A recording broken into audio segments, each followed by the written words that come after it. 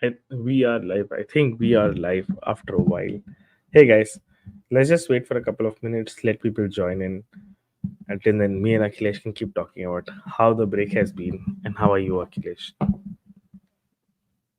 I'm good. The break has been very rejuvenating.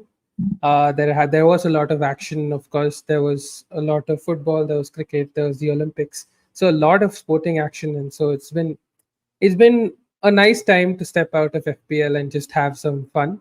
But now we are back to the real fun, which is 9 months of yeah. I don't know how to explain it, but it's fun. It's also sometimes a trauma, but that it is what it is, and we all enjoy playing FPL.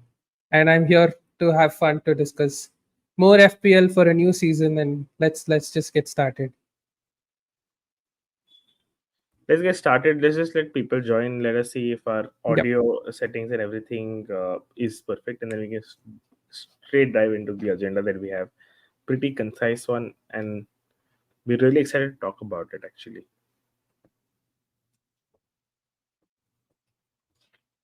Let's see who do we have in chat this time. Just give me a second. There might let me know if you guys hear an audio echo so that we can fix that.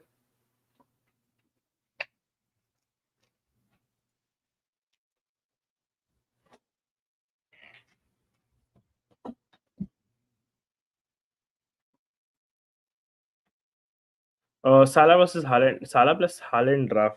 Are we even considering that, Akhilesh? What do you think? Yes, I'm currently on a Salah plus Haaland draft, so definitely we are considering that. Are you? Because I was not. Yep. I'm absolutely not. Yeah, I'm For considering me, the Salah plus pros and Haaland. cons, but Okay.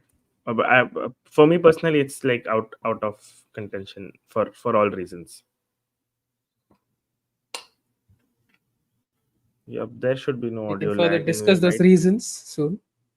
And yeah, Uh, Okay, let's straight dive into the main sort of topic of the evening, and let's just start discussing about it. As more people join, they will sort of join the conversation. We have a first important sort of point. I will just present our screen so that we have stuff here.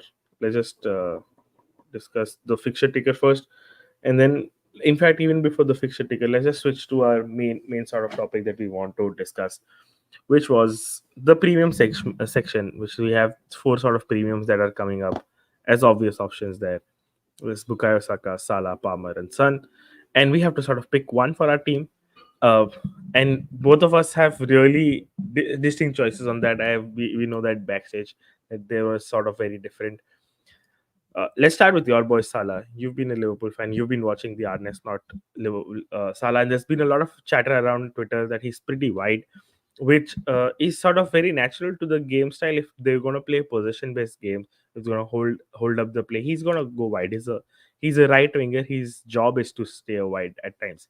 But as what I saw, as soon as he got the ball or he got the situation where he could cut inside, play a 1-2, drive inside, he was taking their chances. Sloboslai was probably more benefited out of that.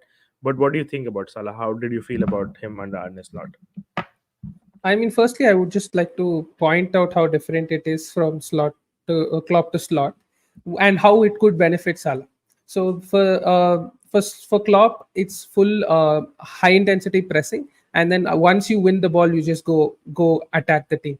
But slot is a little more same level of pressing, but after you win the ball, you keep the ball. You sort of hold the position and then try to find the right opening to go in.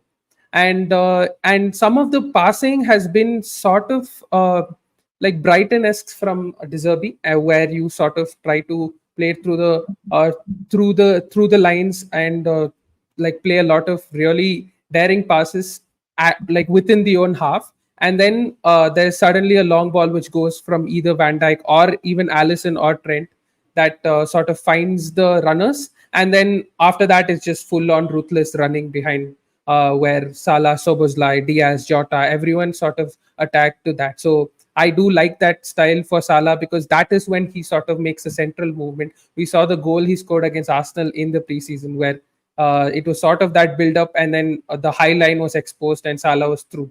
So there will be more chances, opportunities like that. But yeah, I do think that some games where it's a low block, Salah could be a little wide. But given that he is Salah and he has sort of the goal scoring pedigree, and has the fixtures he has, and that's why I think Salah does look like this, like one of the standouts options to me going ahead in this season.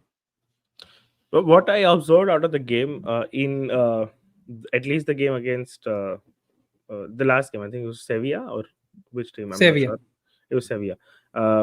What I observed was the playing style on under slot. Only Salah benefits much more when they sort of like contain the ball and they attract their sort of backline and make it a 3v3 or a 4v3 or a 4v4. And that is when Salah is getting opportunities to drive in on counters where he's good. But general play when they're holding the ball, which against most teams they will, I think there will be very few teams which play a really aggressive high line against them. Apart from the high line, it seemed like he will sort of be around the wide line because they want to hold up the ball. As soon as he gets in, he tries to cut in, but we sort of expect that from him. But there's not an increase in those outputs, is what my concern is right now. And that's where my stand is as well. Like, unless we see an increase in those outputs, unless we see an increase in those actions of terms of chance creation or shots towards goal, I am generally not really heavily invested or interested in Salah because it's taking too much money from my team. And I feel like I wouldn't be really comfortable captaining him even in game week 1. When you look at that and you look at, okay, Ipswich is not a team which is going to be pressing extremely high. They might just go conservative at one point because first game in the Premier League, like, genuinely they might want to attack, but like conservatively. So I feel like captaincy wise as well, I'm not looking at Salah in game week 1, which makes him, at least for my draft, out of my like potential 15. I'm not sure if you have him or not, but for me, that's sort of the con. Obviously, the upside is you can go like, oh, he's still Salah, he can score. But I generally feel that there will be more games where he's more wide than cutting inside. Yeah, I mean, fair enough. There would be some games where the block is too low, that Salah will be the primary creator rather than the goal scorer. But Salah is an opening day newly promoted team bully, and that has always been there. So I do expect him to sort of maybe get the haul in the first week. And if I am leaning towards having him in my team, and if I do, then he is my captain. And he will be my captain for game week 1. And then the game week 4 and 5 fixtures are sort of the window where you want Salah. And if he does start off on a roll, then I would not want to make too many changes in my team, and instead of like, and I'll be panicking and when it comes to game week 4 if I do not have Salah. So I feel like having Salah, and then from Salah you can literally go anywhere. You can go to Palmer, you can go to Saka, you can go to Son. So that's just been my thinking all through preseason. I am trying to fit in all these big guns who are like historically big hitters and sort of can be removed to get the other assets as soon as you feel like it is time, and you feel like other assets are performing to the high level. And we do have assets comparable to Salah who have matched this level last season and who could continue to do that as well. So we can sort of go through those assets, starting with Bukayo Saka. I think he is in your team, right? What do you think about Bukayo Saka, and why do you think he can sort of cover Salah and be in your team? He started in my draft. I'm really unsure whether I want to keep him, hold him, or go for a Jota. I'm not sure, but yeah, exactly. You just mentioned that for me, it looks like from why I'm picking Saka is the output is similar, and the team that Saka plays for is sort of much better, more settled. I don't know what Liverpool will bring to the Premier League right now with our next slot. This should be really free flowing, but given the fact they want to contain the games, it could really go wrong. I'm not sure. I am expecting them to score goals around 2.5 plus in most of the easy fixtures. But unless I see it for myself and unless I see how involved Salah is, I really don't want to bet that much money on him. Whereas Saka, I know, is like a known sort of quantity. I know he's on set pieces, penalties. He gets involved a lot in the goal. So that's where my thinking is, it's Salah versus Saka. And the other two seem really, Sun seems like unnecessary now, given the fact that he's more expensive. There's Solanke, and Solanke is in the team for Tottenham, so that's really why I'm not looking at Sun. Initially, I was, but currently he's not in my draft. And Cole Palmer again, give him some time. I think even Chelsea's new manager is sort of very system oriented, not player oriented. So he will not be like a flair player as he will still be flair, but he will not be like attracting everything down to him. I think a lot of it will come down to the fullbacks or how we are underlapping, overlapping the wingers. A striker involvement will be heavy, so I'm expecting him to be involved, but not like extreme quantity. So that is why Bukayo Saka sort of tops the chart for me out of these four, and then it is Salah, Palmer, and Son in that order. Yeah, I think I would tend to agree with you, although I have Salah ahead of Saka right now, purely because of fixtures and also sort of captaincy in Game Week 5 when City and Arsenal face each other. Salah is the best captaincy option, but Saka does definitely appeal to me as well. His creativity numbers went up a notch last year. He's out of these four, he was the most creative asset last season, and he sort of will continue being the primary creator. He's on set pieces for Arsenal, and if he does get his goal scoring mojo back, and like as you mentioned, like Arteta has been a little more conservative with when it comes to attack this season. But if it does open up a little more, I think Saka will be sort of benefited from that. And if you do see him more out of the goals, then he will become the standout asset, being 2.5 million less than Salah. And I am looking at Saka more as a Game Week 6 wildcard option, but definitely will keep an eye on him so that if Salah backfires, then maybe I'll have to move to Saka early on. But yeah, I am sort of not like scared to not have Saka early on in the season, but you have to sort of weigh in the trade-offs and not have him. Coming to Cole Palmer, I think he's sort of going under the radar. You are a Chelsea fan who has a better, who's on a better seat to explain it, but I think the fixtures are incredible after Game Week 2, and he's on penalties. He's a 90-minute man. He's the talisman from last season, and now signed a new contract a few hours back. So I think it's going to be another very good Cole Palmer season. Just that he is zero point 0.5 more than a Saka or a Son. That sort of makes you want to like spend that zero point 0.5 somewhere else also for someone who's very similar. No, I feel the problem is that he's 4 million more than an Nkunku. That's where the major problem lies. I don't see, unless I see like a drastic difference in output between the two, apart from obviously penalties, there is no reason why we should go behind Palmer. And also, we need to caveat the fact that last year we had a huge chunk of penalties. I don't see that happening every season. We need to understand that he actually genuinely got way too more penalties than any other average Premier League team got. So being said, Nkunku being 4 million short, and he's everywhere. And Nkunku is actually generally involved everywhere too. So there's really not much difference to tell right now that whether Nkunku or Palmer are distinctively better. Will Palmer really outscore Nkunku or not, and by how much? Like if it's like a 30-point margin at the end of the season, do you think paying 4 million extra was worth it? I mean, given a thought, I would not, because I can upgrade other places in that scenario. That's where the initial thought is, and everything. Yeah, in my team at least, I'm planning for Game Week 6 sort of a wildcard window in case things go bad, and I'm generally open to a early wildcard. Even this season, it would sort of be the same strategies. So for me, if Palmer or Son really emerge up, or in case if I don't take Salah, if they emerge up as really good options, I can always wildcard them and get them back. But that is why I think Palmer specifically, as we were discussing, is only not an option because Nkunku is 4 million cheaper. Fair. I think that definitely does sort of like is something that really worth thinking about, and you can spend those 4 million in so many other ways. Yeah. We okay. So we've discussed. Do we want to touch upon any other sort of thoughts that we had regarding these four? I think I've discussed how Salah, how I have seen Salah play around in the preseason. Uh, Cole Palmer not seen much. Son again was generally normal. I think he'll sort of still be wider with Solanke now in the team. He could benefit of this sort of that case where Solanke is sort of closer to Kane than a Richarlison, where he will drop deep, he will sort of connect play and then help Son a bit. But that is only in the sort of future game weeks where we understand how they want to implement that tactic. So I would just leave that over there and not just jump early on Son given the price. And Saka is generally a known quantity. He was looking really sharp as per what I observed in the preseason games. Yes, I definitely. I would also just, as we mentioned, rate the same assets as Salah and Saka together, then Palmer, then Son. Yeah. Okay. And given that, we just let's move on to our bigger question that we have, which I have personally in my team. I don't know how many people have. I have this whole agenda going around in my defense, but currently I have all three of them. I have Trent, Guardiola, and Saliba, and definitely can't pick three of them. And generally, a lot of people have to pick either two or at least one out of these three, and all of them bring different points to for their like assessment in terms of like positive impact of their selection.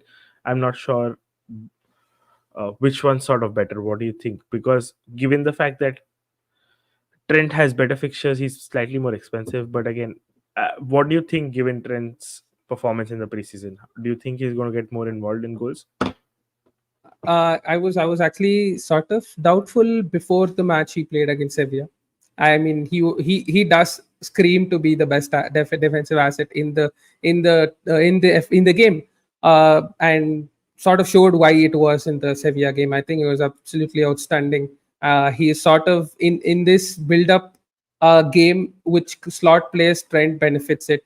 He will get the ball more to try and create more chances. So everything sort of will go through the right hand side where Salah, Soboslai, and Trent are going, and then it will be benefited from the and everyone on the right side and the left side will benefit from that. And I think Trent does look like the best defensive asset right now, and he is on set pieces, which Soboslai was on most set pieces last season, but that's not the case from the game against Sevilla. And I do think Trent will probably take most of the set pieces. Last season there was also an injury issue with Trent, which sort of halted him, because just before the injury, I think he was really really good. He was playing some of the best football of his life. He was making into a FPL draft despite being more than 8 million priced. But now that he's been brought back to 7 million, I think he stands out. And he, spoiler alert, I have Haaland, I have Salah, and I also have Trent in my game week 1 draft. I mean, I can't wait to see how weak the midfield is, and really relevant conversation coming up. But like for me, Trent never an option at 8 million. Never was. Like I didn't even consider him last season, and even this season, the problem is I just don't trust him enough. My worry is that his goals or outputs come in really small patches and spread out throughout the season, so they're not long streaks.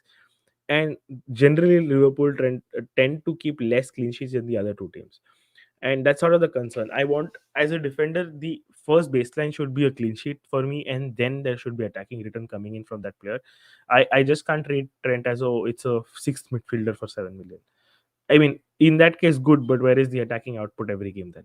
And that's genuinely going to be missing because he's not that attacker that we like assume him to be. That's sort of my argument against Trent generally, and always has been. I'm not never been like a huge Trent advocate in my team. Currently, I do have him, although I do have him because I'm just confused who to pick. I have all three, so I am mostly leaning towards a stable Saliba. One, because he's very highly owned. Second, Arsenal are good for clean sheets even in the tougher fixtures. So I think they become really independent of fixtures given the longer range. So once you if I have to not commit to a wild card early in case say my team clicks in, I don't have to really change my defenders because I know there is one guaranteed spot there, which is Saliba. Now, between Guardiola and Trent, it's really doubtful. I think I'm really 50-50 because Guardiola could one be rotated at any given point, which is always there with the Pep team. And there are certain games where I feel there is not that much clean sheet potential when you look at the City fixtures. I would like to bring up the ticker over here. And when you look at their game weeks, where did they go? They're here: the Chelsea, Ipswich, West Ham, Brentford, Arsenal, Newcastle. I feel three of these six games they concede goals, which is possibly Chelsea attack them enough, Arsenal they could, and Newcastle possible. The other three is sort of clean sheet. But look at Liverpool's fixtures as well. Three, I think, are genuinely clean sheet potentials in Liverpool's games as well. That's where my dilemma is. Is the 1 million upgrade really worth it? I can actually buy Saka if I don't go Trent. And then that's the comparison I'm having. It's Jota plus Trent versus Saka plus, let's say, a 5.5 or a 5. Or Guardiola for in that case at 6. Yes, I think, yeah, definitely a conversation to be had, because they are three of the best defenses in the league, and City and Arsenal tend to keep more clean sheets than Liverpool do. Liverpool do end up, like, I hope that the trend doesn't continue, that Liverpool do end up conceding the first goal. Maybe that changes under Slot, and I expect them to be slightly a better defense under Slot than what they were under Klopp last season. Although Slot is also a very high intensity manager, but he's not gonna sort of expose everything in the back. There's going to be a lot more control of the game, and that will automatically make Liverpool a slightly better team. So I expect them to keep more clean sheets than they do last season. And the difference for me between City and Liverpool, although City is a superiorly defensive setup, is the goalkeeper. I think Allison makes so many saves that prevents a much higher XG, and he's been doing that for 3 seasons. Than Ederson, who's also a great keeper with the ball with this ball playing, but he does tend to concede a goal from a very low XG shots. So that sort of weighs the trade-off between City and Liverpool right now, especially with Trent being more attacking and Guardiola not being so much attacking in this preseason trend, but it could change definitely because Guardiola, we did see what he could do at the end of last season. I do agree with the clean sheet thing. I think both have 3 to 4 fixtures where they could really keep clean sheets. But I'm leaning towards Trent purely because I think Liverpool get more control, and from for an attacking point of view, the fixtures do sort of favor Trent, and I do expect him to sort of get a couple of assists, if not more, in those first weeks. And I am an attacking-minded manager with my fullbacks. I would like to get the assists and along with maybe a clean sheet here or there. So maybe we are different managers by playing style. So that's the thing. Given the No, Arsenal defense, yeah. it's also what I wanted to ask is in terms of structure. Trent really just forces you in a very rigid structure that I believe is tough to get out of. If let's say you want money, you want that 1 million or 1.5, in that case you will have to sort of sell him. There is no other option, which is requiring one extra transfer. That is sort of my problem generally with having Trent in the team, and that's sort of the case over here as well.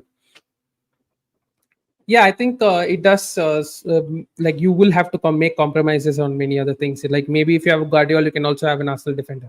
If you have a Trent, you might not be able to have that. Or you could like Arsenal defender, or you could have a Pedro Porro or someone else. But that's the trade-off you're sort of also making. You need to get your 4.5 million or 5 million defenders right. That's when you sort of need to have a Trent. And as you mentioned, you probably will have to remove the Trent which you got to sort of enable the other assets who you might like end up wanting after a couple of weeks. But my plan is if I go with Trent, I will stick with him for the first 5 game weeks, and then in my wild card in game week 6, I would sort of bring in the Arsenal defenders. If the Arsenal fixtures did like was a little better at the start of the season, I would have gone with one or at least one or maybe even 2 Arsenal defenders at the start, because as we see on the screen, they are by far the best defense in the league, and you will continue to expect them to maybe even be much better than this, or who knows, and keep the most clean sheets again this season. So Gabriel and Saliba are definitely my game week 6 wildcard considerations. But at the start of the season, having 3 away fixtures where you might not you might concede goals, that's sort of the tricky thing. And Arsenal are the team why majorly we are going for a game week 6 wildcard, right? We want the 3 Arsenal from game week 6 onwards, and that's like the fixture turn over there. That's sort of the reason. So I don't see the point of like loading up on Arsenal in game week 1 when you are playing that strategy. No, it's, let's say if we keep Trent out of this conversation, given that fixtures are too good for him. Between Arsenal and Man City, there isn't much difference in terms of fixtures. You look at Arsenal's fixtures and Man City's fixtures, both seem like 3 clean sheets each. And it then depends on, do you want to cover EO in, at least in my head, do you want to cover that expected ownership, and plus the fact that Arsenal are still currently a better defense than City by a margin. So now that's the debate that I have. Like, you look at the fixtures, I see 3 clean sheets for both teams, like 3 clear clean sheets. And in the tougher games against like Arsenal versus City when they play each other, or like against Chelsea, Villa, it could go anywhere. I can't say for sure that it will be a clean sheet, but I can't say that okay, this will be a game where they concede. That's where the dilemma is. Like I'm real, like I'm swerving towards ownership here only because the fact that it seems only fair to do that given both teams have similar odds for clean sheets in the 6 game weeks. Yeah, I What do you? sort of do.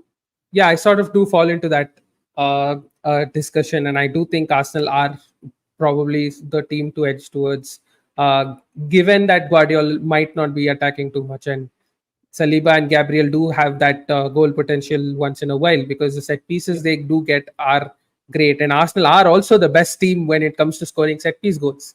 So that is definitely a factor to consider, and they probably will keep two clean sheets in those two games against Wolves and Brighton, who both don't seem like the best of attacking teams. Are a much more defensive setup than like an attacking setup, especially against a team like Arsenal going away. So they will be sort of trying to hit them on the counter, and Arsenal are strong with their defense. So their setup is just too good to not have a clean sheet or two in those opening games, even though they are sort of a little tricky. Yeah, who do you pick? So in that order, like let's just complete that discussion. Would you go for two premiums or stick to one, and who in that order? I currently have one because I've gone with Trent. But if I do go with two, it would be Saliba and Guardiola, because then I'll have to sacrifice Trent because he's too expensive for having both the premiums. But ranking them in isolation, I would say Trent, then Saliba, then Guardiola, then Gabriel. Okay, yeah, we didn't touch upon much on Saliba versus Gabriel. I think Saliba, both of us believe that he'll start more. He's more nailed. Gabriel should start the first few game weeks, but then again, it could become dicey going ahead, which is why sticking with Saliba is much more better, despite the less goal threat that he has. The one point to mention on Saliba's thing is the bonus point potential. I think is higher for Saliba than Gabriel, and Yeah, that with I think Gabriel was clearly the better attacker, but with yeah, given no doubt. those not too many goals from a central defender, even though you're playing in the best set piece taking team in the league, it's still the bonus point that you would like to sort of cater into. And Saliba does get the odd goal or two as well. And I think if you do look at their goals for last season, I think Gabriel had one more goal, or if not equal, even though he had a higher XG. So Saliba does sort of chip in those goals as well, and there is sort of a mix in the target in their corners during the season. So yeah, I think Saliba is slightly a better option than Gabriel. For me, I'm particularly, yeah, Saliba is first for me. It's nailed on. He's playing for the best defense in the league. Second is I'm currently on Trent, despite like pitching so much for Gordon, only because I see more equal clean sheet potential, and then obviously a higher ceiling for attack. And then third is Guardiola, fourth is Gabriel. If I had to pick, if I'm not going double Salah, which I'm basically not going Salah plus Haaland, I would pick two of them. I think going slightly heavier on defense right now is probably structurally decent. Don't have to invest on three, but if you're going 4.5 million defenders, you can structurally invest on two of these three assets or potentially four assets. Yeah.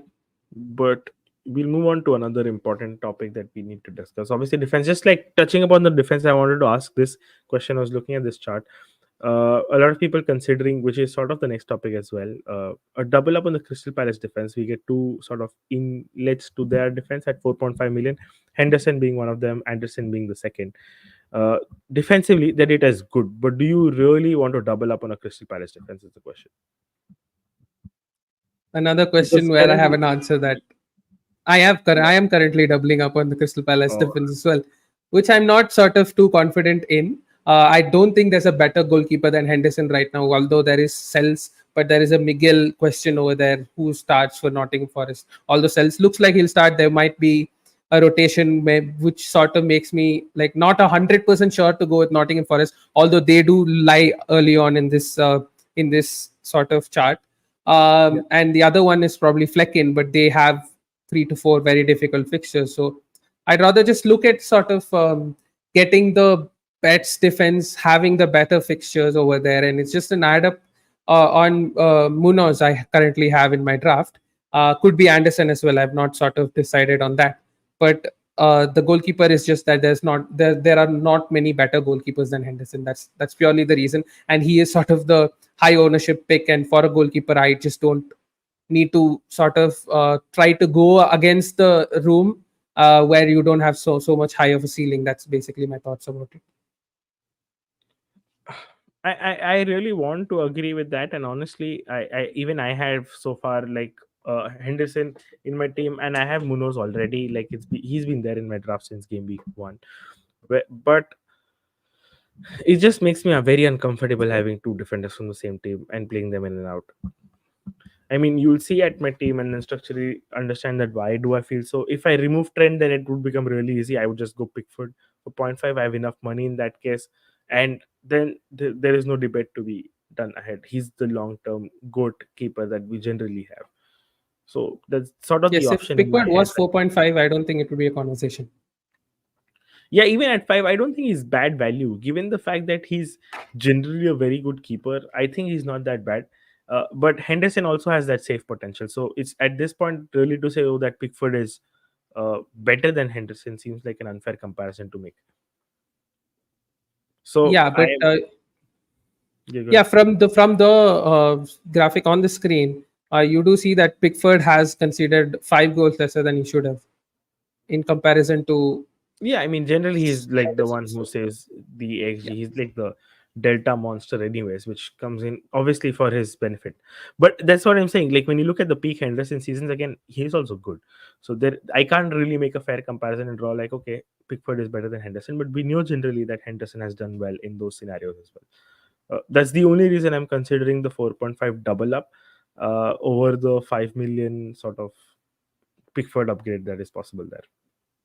right.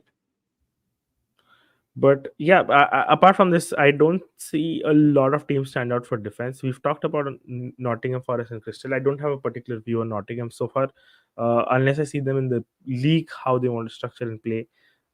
They really were very very conservative, or not just very, but like generally conservative in the preseason, which could be a true picture of how they want to play in the Premier League, but not necessarily. So I would just like to wait and watch that. Yeah, although But Nottingham Forest do look like a good defense on paper, they sort of yeah, scream to be, I mean, to lose their shape sometimes. And you see defenders going in, coming out. You don't know the like sure starter. Maybe Murillo is, but he's a centre back. You might as well find a full back in a Robinson for maybe a lesser appealing defense, but still a good potential, good fixtures pick. Than sort of getting a centre back from Nottingham Forest. And the fullbacks in Nottingham Forest keep rotating too much. Nico Williams or a Toffolo might be an option at some point, but you don't know, they might be a game or two away from getting dropped. So it's just a risk that's not worth taking. yeah, I generally feel the same way. So I don't think I would recommend. There's enough picks in that slot that we're discussing next, which I want to also bring up. We have like I've brought down about 8 9 good 4.5 defenders that are generally popular and want to discuss between them. There's Byrne, Anderson, Konsa, Mikolenko. I've also put in Van der Van because he's cheap. I noticed that he's 4.5. Robinson, Konsa, Lewis Hall, which a lot of people are considering, and Enna from Nottingham Forest. Let's just discuss this because a lot of people have genuine confusion about who their 4.5 defender should be. If they're picking two, which two? If they're picking one, which one? So what are your thoughts? What's like your first thought? I know who's in your team though. What are your first thought about this bracket? I think good price bracket. You have a few good options that could sort of help you enable some of the bigger picks, and they do. There are attacking potential from some of them. There are like good defenses that you have. You can rely picks on. If Newcastle becomes a better defense again this season, definitely a place worth considering. So yeah, I do like the 4.5 bracket this season, and yeah, I will sort of be. I have to rely on a couple of them early on in the season. Yeah, where I am in my team and like thoughts, I think three players of this 4.5 category stand out. One is Robinson. Uh, Even though I said that his clean sheet potential is low, and I firmly believe that Fulham are not a team which will generally keep a lot of clean sheet this season, his attacking potential seems decent. Not extremely high, but decent in comparison to which bracket he is in. So that's one option that you can look at. The second You can option is clearly obviously see. Sorry, yeah, yeah, I just wanted to add my point with Robinson. You Robinson. can clearly see from the stats that he's by far the best attacking in among the 4.5s we have listed. He has the most chances created, which is 33. Second is 20, and he has the most highest expected assists as 3.74. Test Yep. second is 2.32. So you do see that he is sort of the standout pick in the 4.5 bracket, and in the preseason he has looked much more attacking than I have seen him before. So yeah, I mean, he does look like a very, very spicy pick from the 4.5 options for me right now. Yeah, he does seem really nice, at least for the first 6 game weeks where Fulham have decent fixtures. But beyond that, I wouldn't really consider him that much, and I wouldn't even have high hopes in terms of clean sheet from Fulham. For me, second is Anderson slash Konsa. Both fall in the same bracket. Both play for a defensively decent team. Not extremely great, but again, good teams, defensively solid, known teams. And both provide similar goal threat. I think Anderson has much higher goal threat than Konsa. But overall, when you compare their XGI, they're pretty much similar. There's not much difference over the season. Uh, Obviously, I think Anderson played less minutes than Konsa last season, but minorly less, so that shouldn't make a huge difference or impact on our stats over here. And third is sort of debatable. I don't think like there is actually enough option. Do we put a punt on Konsa for the Liverpool defense, or do we stick to the Tottenham defense? In that case, we lose a Tottenham spot in their attacking potential, or go for a Newcastle defense. And none of these are really known quantities. They're pretty unknown. And Mikelenko too. I mean, you can throw him there in the third spot category.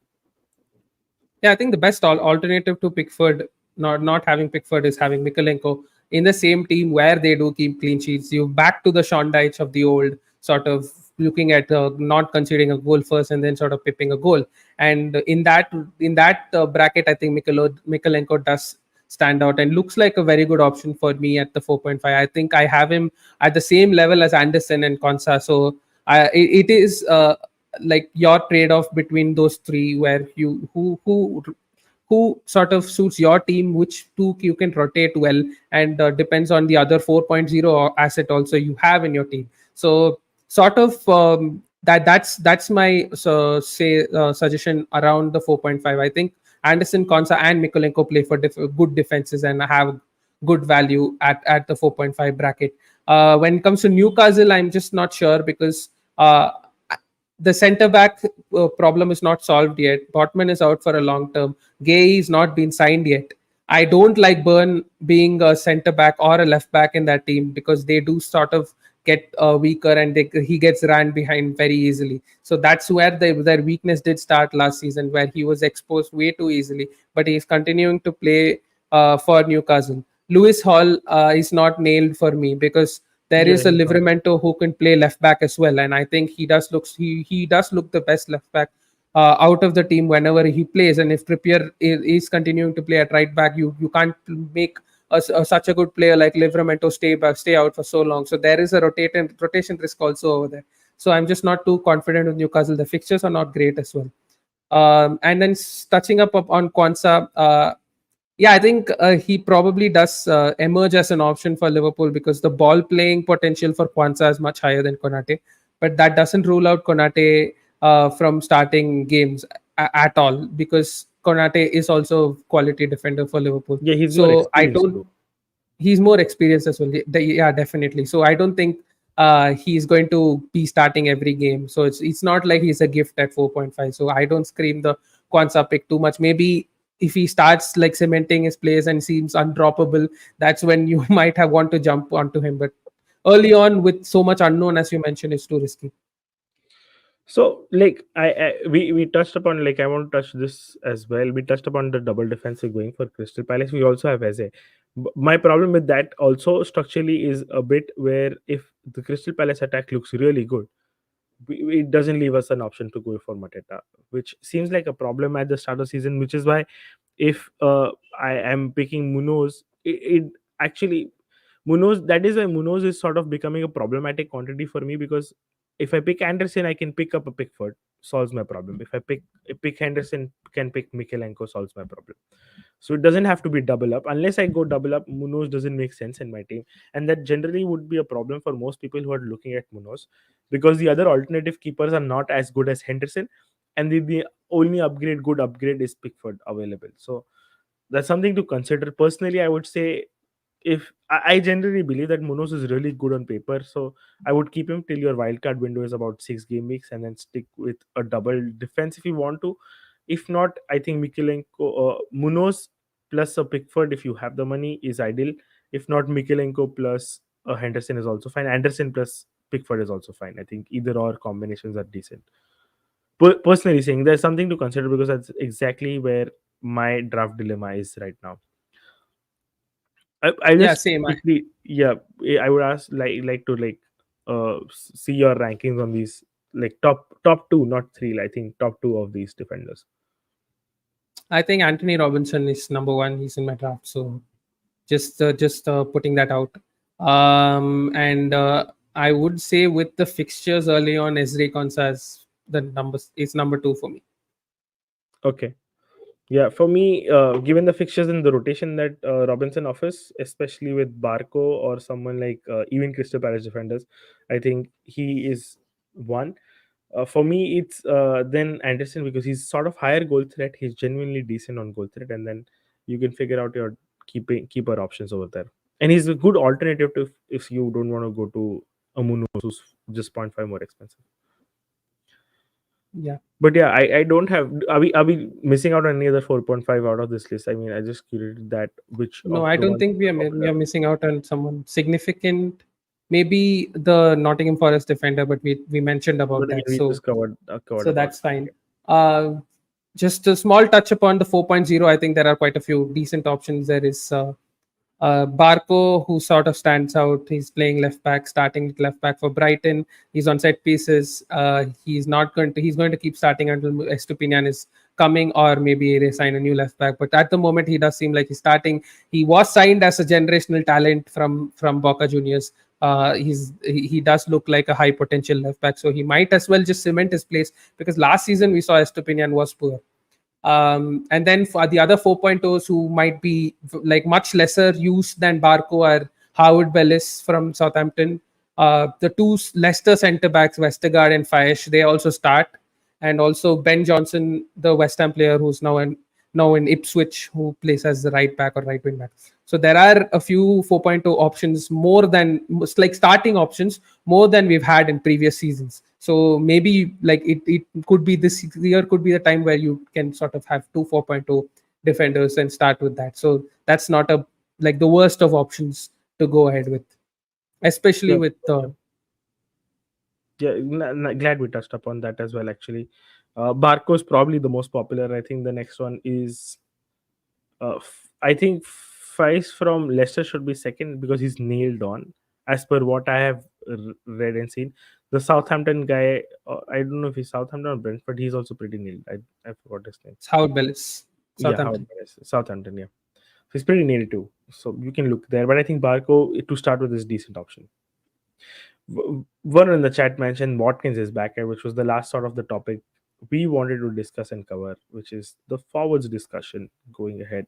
And just like a heads up, there is no price for guessing the first two spots for the forwards. I think it's Isaac and Haaland. If you don't have them, I think you should generally consider them, but they should be in your team.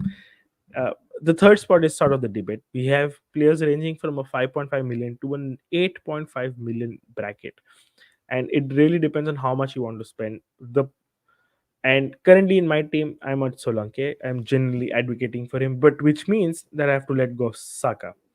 Now that's sort of the trade-off you have to consider. As soon as you go about Muniz, you will lose on your premium midfielder. If you have like a stable midfield of Eze as well, what are your thoughts in sort of the combination and isolation about these players? Let's just discuss them one by one. Yeah, looking at Watkins, it does sort of like get it's a little tricky with Watkins, because Haaland, Isak, and Watkins are the three most owned forwards in the game, and they are the three most expensive forwards in the game. And Watkins does have very very good fixtures. Maybe the first two fixtures don't appeal too much, whereas West Ham away, Arsenal home. But if he starts the season by scoring goals, then you'd want him by game week 3, where the fixtures turn very very good. They like have Leicester away and for another home fixture, and then keeps going as a lot of good fixtures uh, for Aston No, Villa. like, So but Watkins, are yes, you considering Watkins for game week one? And if not, why so?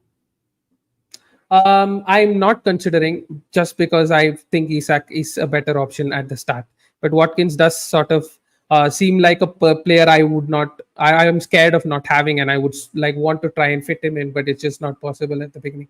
But whoever goes Watkins and wants to like has that hunch, I'd say I wouldn't stop them from going, because Watkins is a very good forward in that bracket. But then that would be in place of Isaac, right? I wouldn't really recommend someone going the third forward spot for Watkins. It does seem really a waste of money, in my opinion. If you are really interested in Watkins, I think in that case, just drop Isaac, take your chances. Then you're just hoping that maybe if you're Newcastle midfielder, you have Gordon or Barnes, these sort of cover up for them. But Yep. generally speaking, I am particularly of the opinion don't go Watkins for now. Let's just see it out for the first 4 game weeks, and then you can switch around when there is a good general time around 4 and 5 game week when Newcastle sort of has a couple of tough fixtures. You can generally move out to a Watkins. Yeah, that is what Uh, I'm also trying to think about, moving Isak to Watkins. But yeah, yeah, it might be a little earlier than needed if Watkins starts scoring. yeah. Second is Solanke. Now he's a known quantity in a different team. I am again. I've talked about this throughout the stream. I'm generally very heavy on Solanke. I think he starts game week one, in my opinion. The worst that can happen to him in game week one is that he starts only 60 minutes. That's my perception of how Ant said everything in the press conference, how fit Solanke is looking like. He had just like a minor knock and he's back in training now. So he's looking good. I think, given that fact, I feel like you should take a chance at Solanke, given he's just what 7.5 million, good two fixtures to start with and decent fixtures to follow up. That's where I am taking the chance, and it's easy to downgrade Solanke. You can downgrade him to a 7 million Jesus. You can find point 0.5 to upgrade him to an Havertz if required. Muniz is lower, Pedro is lower. So there's more options, and I can always switch him directly to Mateta if Crystal Palace are looking great. So I feel it's a generally nice price point to have, and not really structurally dependent price point. Yes, him moving to Spurs has sort of been the talk of the town right now, and seen a lot of people jumping into the Solanke bandwagon, and thus scream good fixtures. Leicester away, Everton at home, Newcastle away in Game Week 3 could be a good fixture as well if they don't sort out their defense yet. So Solanke does look like the standout third asset, regardless. Like if you if you don't consider the price, but looking at the price, trying to fit in a Salah or like a Salah and a Haaland and a Trent and a Guardiola, and if you want to sort of do that, then I do think you look at two assets who I think stand out at the 6 million bracket, who ended last season on a high with great numbers and sort of look to be in form to keep going, is Chris Wood and Rodrigo Muniz, playing for teams where they are the talisman and they are the goal scorers. They are on penalty. I'm not sure if Chris Wood is on penalties, but Rodrigo Muniz also. Is he on penalties? Yeah, he generally was on penalties last season when at least Willian and Pereira were not taking them. Pereira used to take them for Fulham. Now he has a chance. I don't think Smith Rowe will be given the task of directly taking the penalties. So there Yeah. is some potential that he could be on penalties. Yeah, in that case, I think they both of them do stand out, and they have the fixtures as well at the start, and they could be the 6.0 early price rising like template picks, and this season that could be really useful for you to have like a strong squad with all the premiums, and you sort of need to find your budget options, both in the forward bracket and in the midfield bracket. But in the forward bracket, I do look at Wood and Muniz as alternatives to Solanke, who can sort of match him with that really good fixture run early on, especially if you're looking at a game week 6 wildcard. Yeah, and just like to touch upon the chat's point, Varun's point in the chat as well, that Watkins just back today in terms of training. So it's generally going to be a very slow start in terms of minutes. He's going to be eased into the team. I don't think it's going to be zero right away. He will play minutes. Game week one, he generally is a very fit player of it. He's no injury, bagging no injury right now. So he should be getting minutes of game week one right away. But again, just the doubt that he could be benched, there is a potential that he starts slow, is enough for us to not go there. Yeah, fair point. Fair And point. yeah, there's also actually we'll just discuss this first, and there's no news on the defender side as well. But uh, I agree with your Solanke point in terms of pricing. But if you're not going trend, then you have enough to upgrade here. Like if you go Guardiola over trend, then you have enough for a Muniz to Solanke. Is the jump or upgrade, I mean, you can find the point 0.5 in places, but is the jump and upgrade really worth it? I think it is. The Spurs generally will funnel all their chances down to Solanke. That's at least that's my perception of how Spurs will play out with Solanke. So that's sort of the punt I'm betting on, and let's see how it turns out. But also caveat, I don't think game week one is where he'll start scoring right away off the bat. I think it will take time, but should be there. Yes, I mean, he could also be an asset who you want to like just jump in from game week 6 if you're wildcarding them. Because after game week 3, Yeah, they have an Arsenal at home in game week 4, a good fixture in game week 5. But there are fixtures where you can sort of dodge Solanke early on. But he could also get the ground running quickly because he has had a good preseason. He is playing in the Premier League, has been for the last 2 years, and sort of is high on confidence, is entering his peak, moving to the right club at the right time, and could be in confidence. So I wouldn't be surprised if he hits the ground running also. Leicester, Everton, Newcastle, I think are fixtures he can go score goals in, and even Brentford at home. And Arsenal at home is the derby. So if Spurs do have a good start, I don't think it's the worst of the first 5 fixtures for them. yeah. It doesn't seem like the worst fixture. Is just that how good he can get his ground running. But I mean, you look at Bournemouth's fixture. If you would have stayed, it was Nottingham, Newcastle, Everton, Chelsea. Really good fixtures. They would have been generally good, but we still didn't consider Solanke so far because there are much more quantities at the even a cheaper price or higher price around that bracket, which will start with. We expect to start with an explosive blast of goals, where Solanke didn't seem like that. I prefer him over a Wood or a Wood, maybe not Wood, but Muniz. I feel he'll score more goals in the start of the season than Muniz, at least personally. But yeah, that's my point. I'm not sure if we should really like change our entire bias once he moves to Spurs. I think he's still the same caliber of player, and we might not see goals right away off the bat. Yeah, I But mean, I mean, as you I'm mentioned, just putting out the devil's regardless, advocate over here. yes. But regardless of whether he was at Spurs or at Bournemouth at the start of the season, I think he would have genuinely been the third asset for the striker's role in your team, with your forward role, other than Isak and Haaland. So, um, I mean, I wasn't considering him so far. If it was just him, for the longest period of time, I was just considering Muniz as my third spot. But fair just enough. between Muniz and Pedro, for people who don't really know, Brighton and Fulham really rotate well, and not just for the first six, but later beyond that as well. There is this obvious question and conversation, which is: do we go Rodrigo Muniz plus Minte, which is a rotation pair, or do we go Joao Pedro plus Smith Rowe? And there's enough to discuss in that bracket. Yes, definitely. But I'm not a big fan of attacking rotation.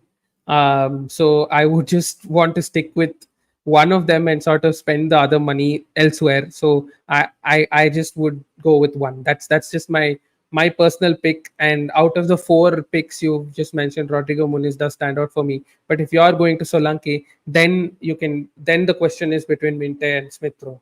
And slightly leaning towards Smith Rowe in my opinion, given their fixtures at the start. And if you're not having Muniz, you can have a cover because Smith Rowe is the one who's making the late runs inside the box, and that could be really beneficial for him. Yeah, I mean, everyone's pointing that out, and that's pretty much the truth about uh, Smith Rowe, that he's really arriving late. He's playing as a number 10 generally across the board, and he's very involved in their attack. I think if Fulham really blast off to score, he will be involved, and he's sort of an interested quantity there. I feel he's much more important because I've seen Muniz sort of shadow play as a shadow striker at a lot of the games when I owned him last season.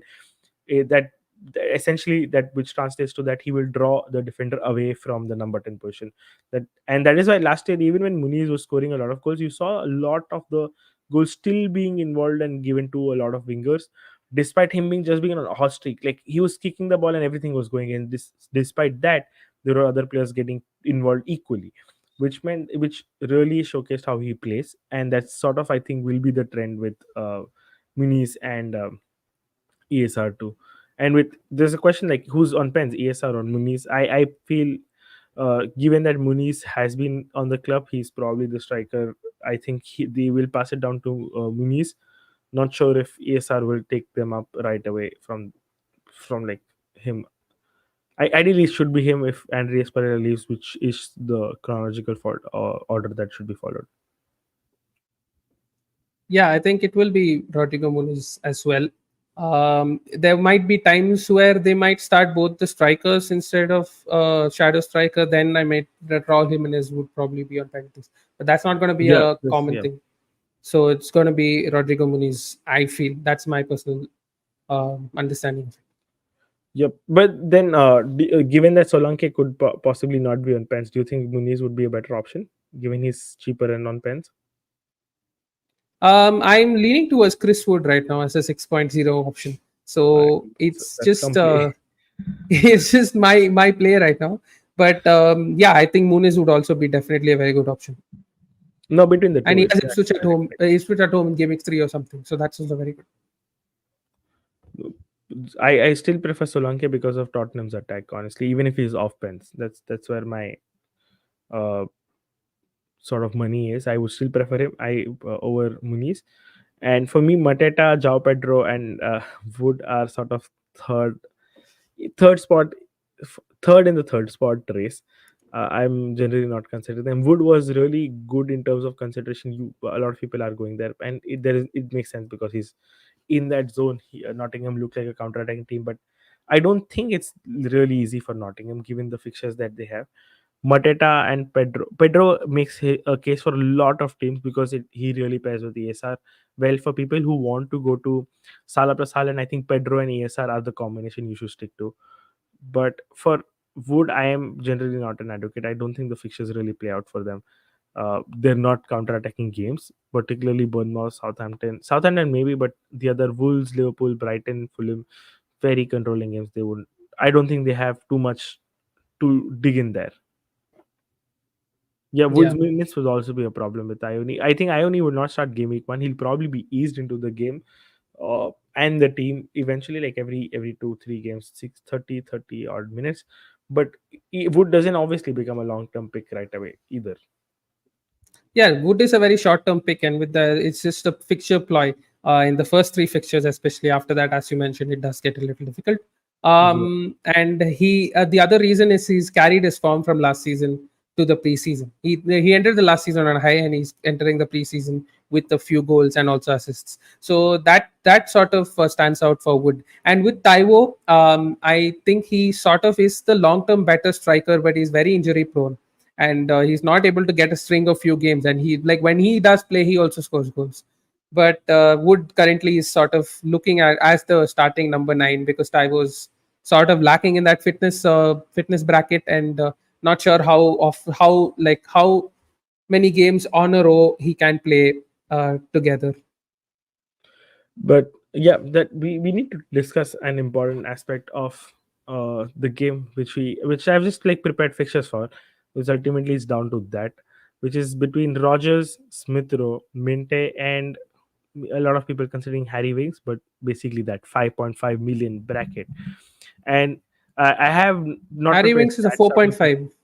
Yeah, four even better, but it's the same sort of bracket that I'm considering a fifth enabling midfielder ultimately. But I have no stats on them because there are generally really less stats on them.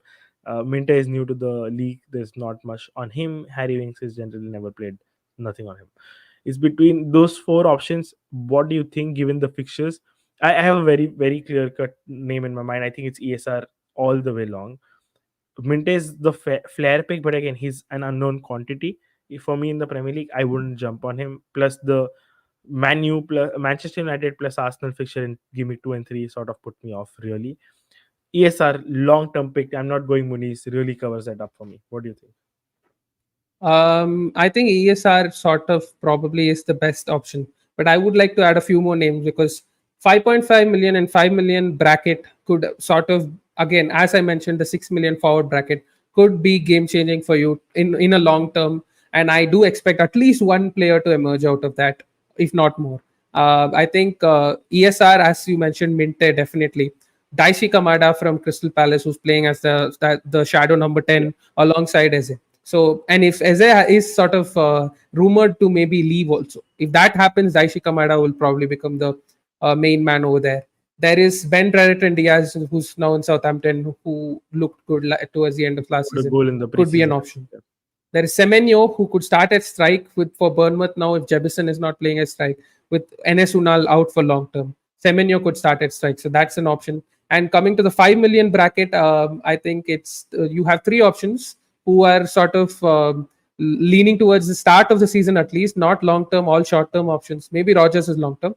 You have Rogers, you have Oscar Bob from City, and you have Ahmad from United, who are all just very like both Ahmad and Oscar Bob look like very short term picks who got good preseason and could end up starting and all of that. But it's just that there is an array of options in that bracket who could emerge as much better options. That's why I'm mentioning these names. I'm not saying that these are the options you have to go for, but as you did mention, ESR does stand out for me as well, and I am sort of trying to find a way to bring him in my team to sort of enable the other thing. And I am looking at this bracket, this player as a perma play and not someone I can rotate. So that's also something I'm looking at because I do not want to. I am like looking at the old fashioned FPL play where you have a 4.5 midfielder who you're not going to play at all. No, I'm looking at ESR. For me, it's only ESR. The second one that comes closer is Rogers because he's guaranteed to play. All other option, Daichi Kamada is also nailed. You can consider him again. You don't. I don't think you have a spot for him, given that there's possible potential double up on defense, which is cheap, and then as a even if something happens, there's Mateta up top that you want to keep a spot open for. So unless you're leaving out as of your team, Kamada doesn't make sense to me. That leaves me really with two major options which are regular. Uh, I think the Southampton option Diaz is also pretty nailed. He will start games, but I like to see more from Southampton. Again, obviously, this is a promoted team. They're generally good and attacking, but then again, it's my advice that you wait. The fixtures are decent throughout for Southampton. They're not bad, but again, game week 5, 6 where they play Ipswich and Bournemouth are probably the ones who you want to target if there is a sort of nailed option that emerges at that bracket. Uh, Oscar Bob and Ahmad are really avoid. A lot of people asking about Oscar Bob as well. He is an avoid. I don't think he will start beyond game week 2, if at all he starts game week 2. So I wouldn't really go there. We haven't spoken about Jota that much, but that's a different bracket, Varun, I think. But yeah, that sums up my answer. I think it's ESR for me, and then Rogers. If you want to go somewhere and punt, maybe for me it's Minte. Honestly, the third one, but that's pretty much about it. Yeah, I think I'd agree with it. I'm also looking to sort of fit in ESR right now. I'm currently in the 5 million bracket in my fourth midfielder. It's at the moment it's Oscar Bob, but I don't think I'm going to end up with Oscar Bob. I'm probably going to end up in Rogers, but I'm going to try and find a point 0.5 more to bring in Smith Rowe because I probably think he does look like the standout option in that bracket. Maybe let's move on to some team discussion and wrap it up. Yeah, just let's. Yeah, I have to show a quick slide, which is like the fixtures prediction, and then we can just wrap up our discussion. There's two couple of questions. Udoki is there in the chat. There's a lot of question about Jota. What do you think about Jota? We didn't discuss the 7 to 7.5, sort of 6.5 to 7.5 million bracket a lot because we believe that generally discussed throughout Twitter and Instagram pretty much in detail. And for for me personally, Eze seems like the best pick to start with if he's guaranteed to stay at Crystal Palace. Then I think punting at Jota makes sense. But that's sort of a secondary option. Uh, where I am looking at Bailey falls in fourth or fifth. I think Gordon probably would be higher than Bailey, given that Newcastle are a better attack for me. And that's sort of the order I have as well in terms of those midfielders. We didn't really touch upon them because they're pretty extensively discussed across all social media, and I think which is true, and it's pretty straightforward in that bracket for me. Yeah, Isaiah has been nailed for me all season until today, where I've been sort of looking at the rumors and maybe just wanted to experiment, trying to step out of Isaiah for a while because I'm just still also tinkering a final bits of my draft. There are 7 to 8 players who are nailed, but I'm trying to like sort of tinker around the others. So Jota is currently in my draft, but Eze I would end up in my draft if it does look like there's like the rumors are not happening at least at the start of the season if he's Pip to start the first 2 game weeks. Yep. I will just like to present this last part, and then we can keep. Do you want to discuss? Do you want to share your team first? Yeah, yeah, I can go on first. Yep. I don't have my team on stage, so it's just wait. Yeah, it's just your team. Yeah, it's my team. Not the like final team. There are a lot of really controversial picks at this moment, but I do have. What, actually let's just take my opinion because I'm very eager to say this, but it screams to me a Liverpool fan has made this team. When you look at Jota, Trent, and Salah in that team, it just generally screams Liverpool fan to me. And he's like compromised on Barco starting, Bob starting. I'm pretty sure you're going to change this up. Yes, I am going to change it up. I'm in a very tinkering mode. Like with 3 days left, and it's not. I mean, it's not a regular thing that I go out and have 3 Liverpool players in my team. As a Liverpool fan, I try to always play the devil's advocate and try to only go with two, and which is what I'm going to go with now. But I just think the fixtures are really really good, and I've just my entire thought process has been like I've tried to fit in the more expensive assets, and so that from there I can go anywhere. That's just been my thought process at this moment. um which is why I have gone with Salah, Trent, and Haaland, and also fit in Isak and Solanke in my team. Um, the move which is going to change over here is I'm going to downgrade Jota to an Eze and Bob to Smith Rowe, and that's how I would look into my team. Robinson will be rotating well with Barco, so that's why I have Barco starting in game week 1, but then Robinson will be starting after that. Howard Bellis also has a good Ipswich at home fixture when I do need him in game week 4, so he is there as my other asset. But I do sort of. I'm looking at sort of nailed picks here, or Henderson. I think he's sort of nailed at this moment.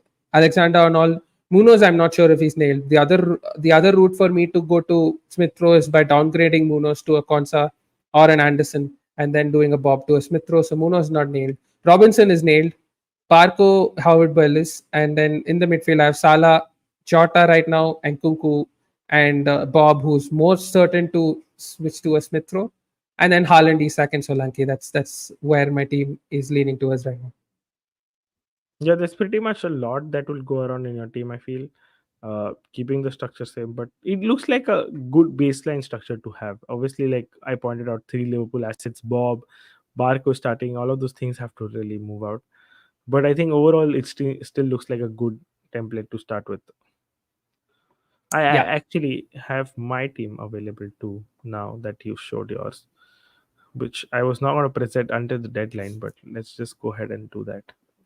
Here's my team. If can you see it on the screen? Yep, we Yes. can. Yes.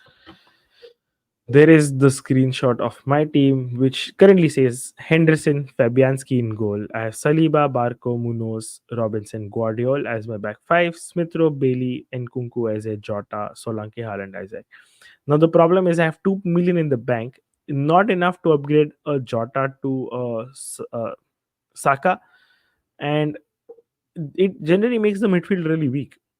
So I am not finding enough. I am not even against the idea of downgrading Munoz to an Anderson to upgrade my Jota to Saka, but then I'm out of Liverpool assets, which I don't want to be. So it's sort of a decision I need to make.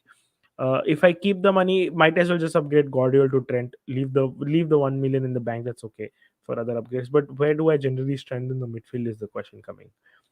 Uh, My first I'm question, which is yeah. my obvious question, is what is the reason you have 8 attackers, especially if you're looking only at a 5 game week? You're also wildcarding in game week 6, I'm assuming, Yeah. or you're looking to. So if you have a 5 game week window, doesn't it like little bit make little more sense to have just 7 attackers and rely on those 7, and then sort of then look at an 8th attacker? What is the reason if behind I the? the honest reason behind this is that I couldn't just make up my mind with who I want, and that's why all of them. I have Bailey only to cover up Watkins, which makes me feel that he's the weakest out of the lot, out of the eight attackers. I think Bailey just needs to make way for a 4.5, giving me 2 more millions. But where do I upgrade? I genuinely can't take. In that case, also I can't take Smith Rowe to Saka. Maybe Munoz down can help me. Then that's one option. I don't want to move Eze out. Jota seems to be nailed in my team. So there isn't much I want to change around. Let's see.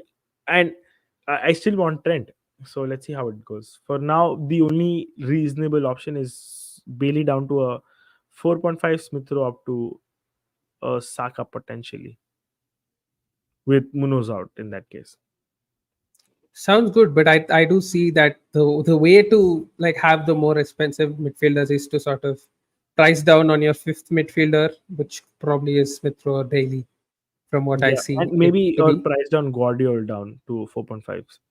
So in that case, I get 1.5 more, which would, if I in fact just downgrade Guardiola to a 4.5, I can upgrade Bailey to a Saka directly with exactly this squad, which gives me more flexibility, honestly.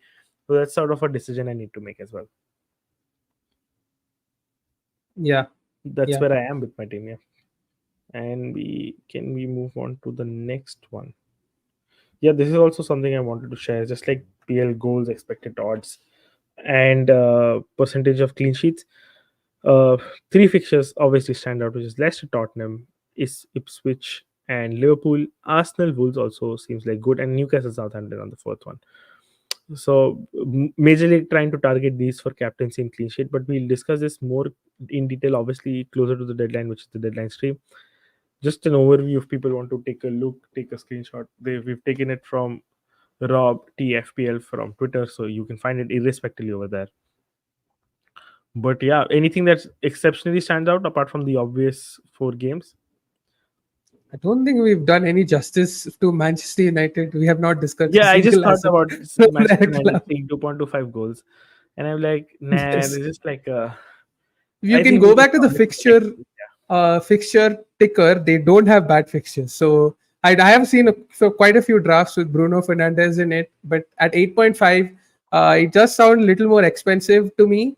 The only sort of play I look at having Bruno in your team is if you have Saka and Bruno and you want to go to a Salah, then you probably downgrade a Bruno at that point after the first three fixtures, where it does say Fulham, Brighton, Liverpool, and Southampton. I mean, not a bad fixture list to start the season from, but yeah, I mean, it's just but it's not the best either. So I'm not confident. Honestly, all this agenda going around where Bruno will play as false nine and number nine, I don't see that happening. It's very obvious that Ahmad will start right, Garnacho on the left, Rashford at number nine.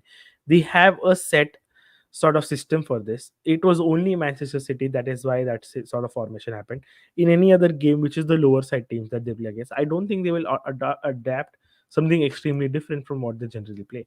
So I am generally not thinking this as an option, only because I don't like the agenda going around that he'll play false nine. I don't think he'll do that. He'll be better, but caveat that Mount is attacking too now, and he's going to start. He generally takes up that number 10 space naturally. It's not under tactics, but he naturally drifts in that space, which will force Bruno to stay slightly off and out. yeah, I agree with you. I think that does look like the sort of way United might set up, especially in these team in the games against the lower blocks. And there is a trauma from the start of last season that screams that don't go with Bruno or Rashford at the start of the season, Yeah. and sort of just follow that until you see that Rashford has started his biannual streak where he will get into your team eventually. But yeah, I think United are sort of like a wait and watch right now. I'm not sure which one of the assets stand out, and Bruno is a little more expensive than my liking. Yeah.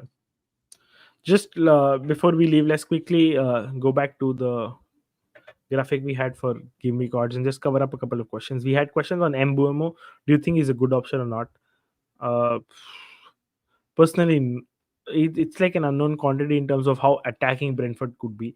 They've always been a team which is good, like solid mid block, decent team, but not like a team which will score 2+ goals every game week in and out. It's the So fixtures. They have Liverpool away, Man City away, and yeah, Tottenham away in the first five they're game really weeks. reliant on those fixtures, and they don't start really well too. So yeah, they bought down the trigger. Crystal, Southampton. Crystal is also tough if you really regard them as that team. Only Southampton, West Ham have really revamped, so we can't really treat West Ham as a weaker fixture now. So it's only Southampton in the first six. I would really not go there. And we have, is Iverson confirmed as a Leicester keeper? I have not much news on that. I've And just lastly, gone, yeah, yeah, I've just gone purely out of the vibes. So okay, it's not yeah. a pick that I've put any thought on. And lastly, we have a draft comparison, which is Flecken, Trent, Guardiol, Konsa, Mikelenko, Saka, Nkunku as a Jota, Smithrow, João Pedro, Isaac, and Haaland. What do you think? Yeah, it's again the 5-8-8 Standard, attacker. yeah. Is the 8 attacker thing that I'm just not too happy with. Like I've seen a lot of 8 attacker drafts. When you're looking at a very short game week wildcard window, I think it sort of makes a little more sense to just go with seven attackers and try to get Hmm. the bigger picks. So if you sort of do want a Smith throw, then downgrade a Jota, um, and then sort of get in Solanke for a Joao Pedro, which might make a little more sense. Or the other way is sort of downgrading one of your defenders and going from Joao Pedro to Solanke. Yep. Okay, that really helps. And lastly, before everyone leaves, just for the people who are watching, just a bit of inside news that has come across us through our friends is that Jack Grealish is indeed actually injured, and not just for a knock, and for potentially slightly longer period. Could be throughout August or leading into September as well, which opens up at least Doku, if not Doku, Bob for the first two game weeks, in my opinion. Because Foden could start when he comes in on the left.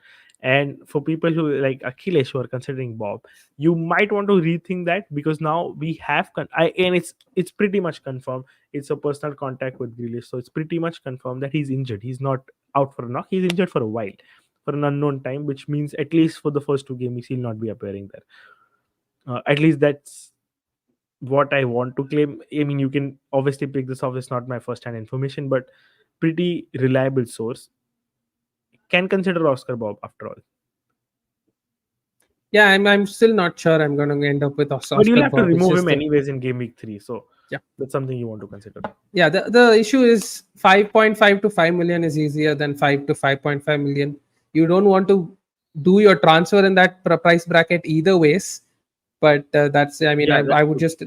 want to find a way to end up with Smith Rowe. Okay, But the but yeah, Grealish injury might make the Eze to Man City move. So yeah, it would that's even push something to that as well. consider. Yeah, that's something to Yep. consider too.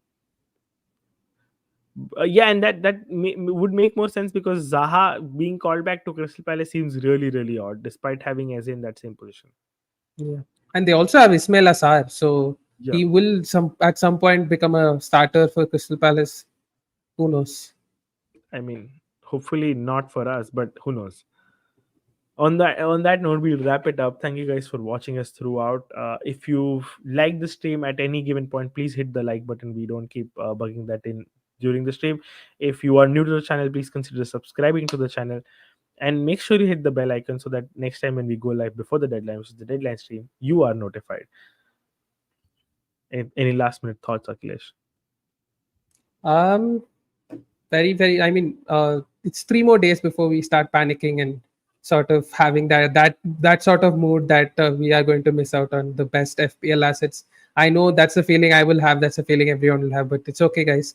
Just relax. Go with who feel your gut with, and trust your gut with some of the picks, like some of the less obvious picks, obviously.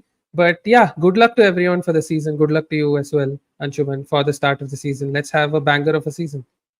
Yeah, let's have a banger of a season. My piece of advice is just that plan for a team without Eze. It's very possible you have some news coming in game week 1 or 2. So yeah, plan Yeah, for it. See you guys in the next one. Cheers. cheers.